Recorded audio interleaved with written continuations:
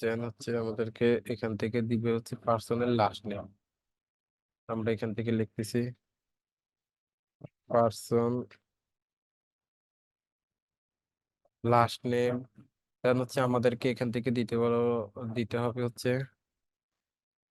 Person email. দেন হচ্ছে এখান থেকে দিতে বলবে পার্সন লিঙ্কডইন। তাহলে দেখেন এখান থেকে আমরা দিব হচ্ছে পার্সন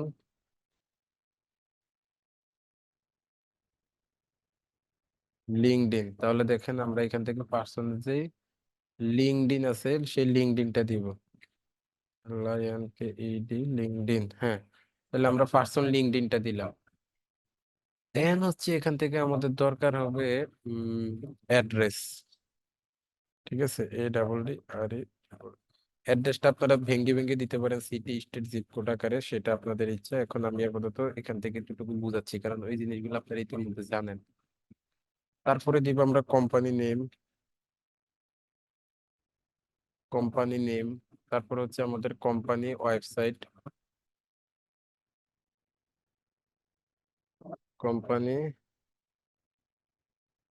ওয়েবসাইট। এরপরে আমাদের যেটা দরকার হবে যে কোম্পানি নেমের পরে কোম্পানি ওয়েবসাইটের পরে আমাদের দরকার হবে কি কোম্পানি লিঙ্কডইন। কোম্পানি কোম্পানি ইমেলটা দরকার হবে, কোম্পানি ইমেল। তারপরে আমাদের দরকার হবে হচ্ছে এখান থেকে কোম্পানি লিঙ্কডইন। তো আমরা এখান থেকে লিখে দিচ্ছি কোম্পানি লিঙ্কডইন। Company LinkedIn. মোটামুটি আমাদের কিন্তু এই তথ্যগুলো এখান থেকে হইলেই এনাফ। তারপরে দেখি আরো বাড়তি কিছু পাইলে আমরা নিব। তারপরে এখান থেকে কোম্পানি অ্যাড্রেসটা নিতে পারেন, যে company city, company state, company city. তারপরে এখান থেকে দিতে পারি কোম্পানি স্টেট,